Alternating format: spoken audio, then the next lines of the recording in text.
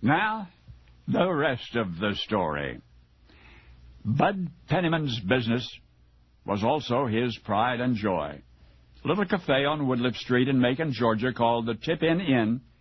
You could eat lunch or dinner there, order a beer if you liked. There was a jukebox, so local youngsters often met there after school to listen to music, sometimes to dance. Nice, clean place, the neighbors referred to it. Nobody was prouder of that than the owner, Bud Pennyman. But there was one customer who, although he showed up often, was not welcome at the Tip-In Inn. The young man's name was Frank Tanner. The entire Tanner family was bad news in Macon in those days, and at least one of their kin was in some sort of trouble at any given moment. But one autumn night, 1951, it was Frank's turn. Earlier that evening, Bud had caught him trying to steal change from the inn's peanut machine. Frank improvised some lame excuse or other, but found himself withering under Bud's hot gaze for the remainder of the night. It was late when out came the firecrackers. The main room of the Tip-In Inn was heated by a coal stove, you see, and when nobody was looking, Frank Tanner tossed in one of those little firecrackers and delighted himself with the various startled reactions of the customers. Bud Pennyman warned Frank repeatedly. No, it wouldn't happen again, the offender facetiously promised, but then it would happen again. So Bud did what he probably ought to have done hours before. He threw Frank Tanner out of the cafe. And it was shortly after that the real trouble started. The next thing Bud knew, there was a commotion outside. Some shouting, occasional drunken-sounding laughter. The crowd noises were getting louder. Bud peered out the front window. And there he saw Frank Tanner with what seemed like a horde of his rowdy friends, and that did it. Bud went into the back room, got his pistol just in case, then hurried out into the dark street where Frank Tanner was waiting for him. And Frank drew his own gun and shot Bud Pennyman dead. Bud's 18-year-old son Rick arrived home late that night to find his mother slumped over the living room sofa sobbing. What on earth had happened, the now trembling young man wanted to know. Rick's mother lifted her face from her hands long enough to say, "It's your daddy. He's been shot. He is gone." Rick felt the bewilderment and the grief and the anger welling up inside of him all at once. Who did it, he demanded. But Mother, fearing her son might rush to revenge on the spur of a terrible moment, would not say who did it. And it was then that young Rick, composing himself as best he could, sat down on the couch beside his mother and made her this promise. "I will do whatever it takes, Mom," he said quietly, "to provide for you and for the rest of the family."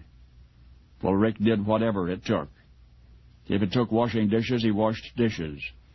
If it took singing a little, he sang a lot. And thus was written a new chapter in the annals of American popular music.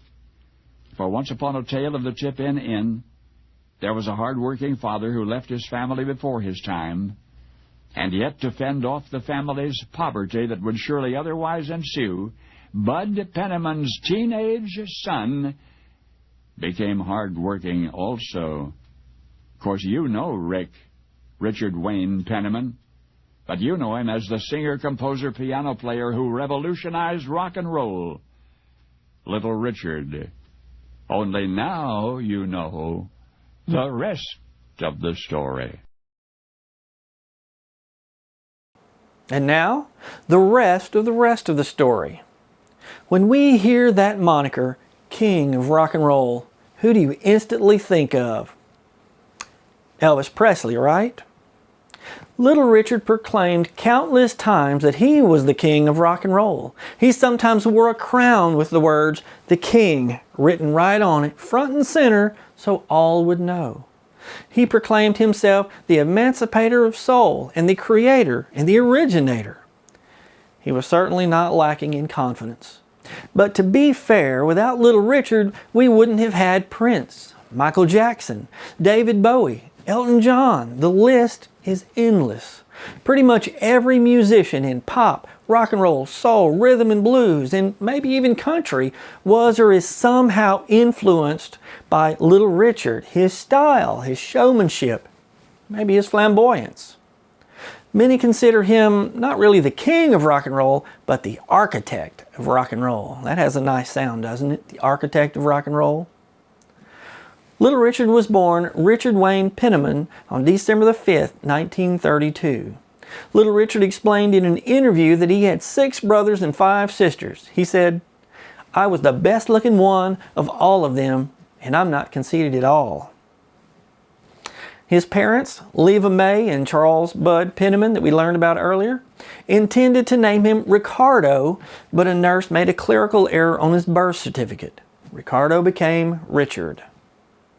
After his father's death, Little Richard became a dishwasher at the Greyhound bus station in Macon, Georgia.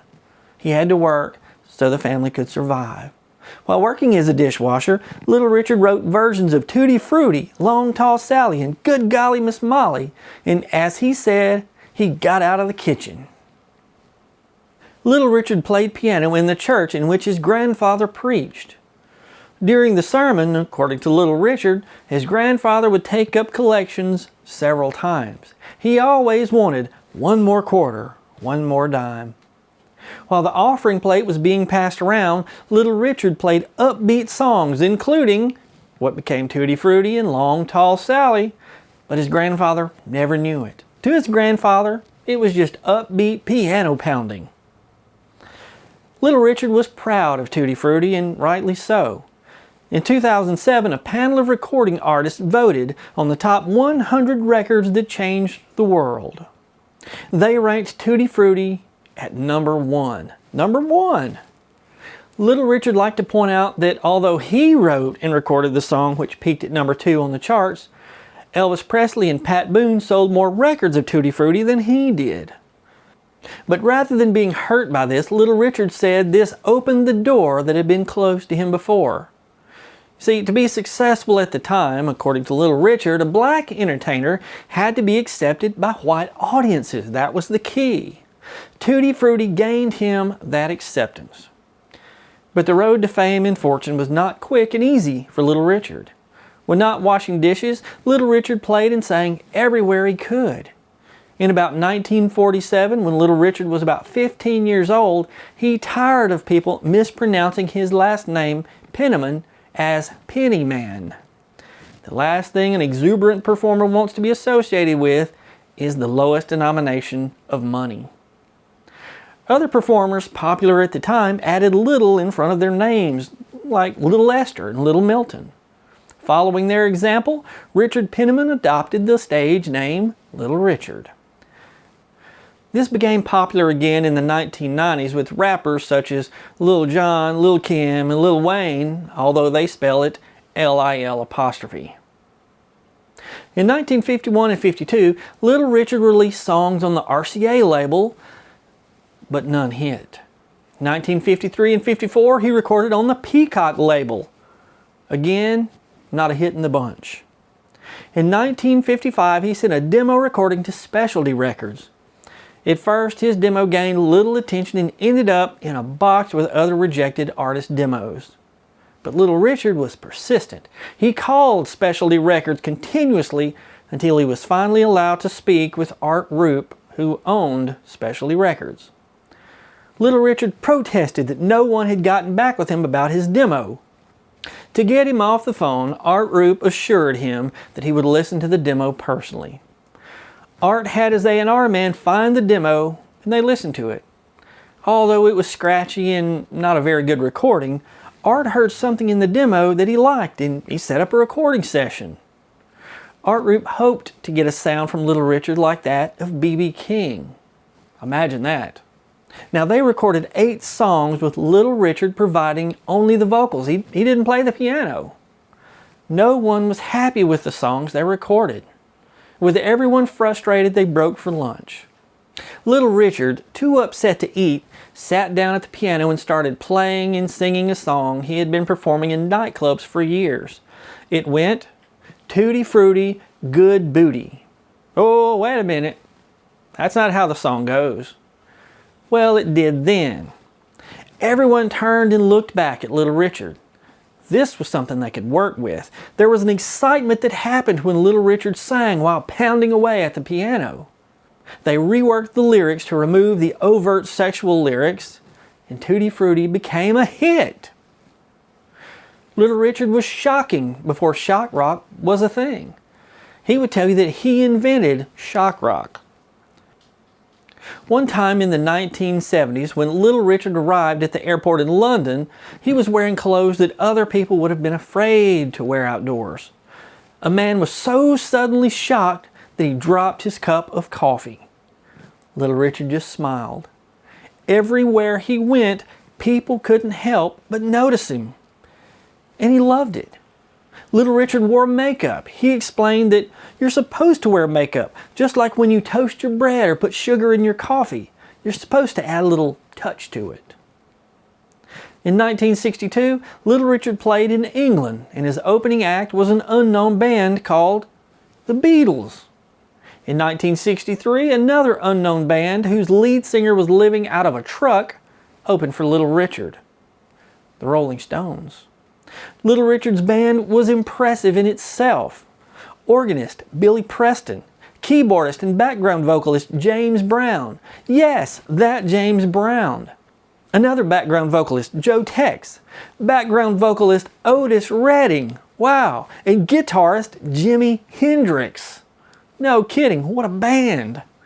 Little Richard said, "That's the reason I'm the king. All of them came from me."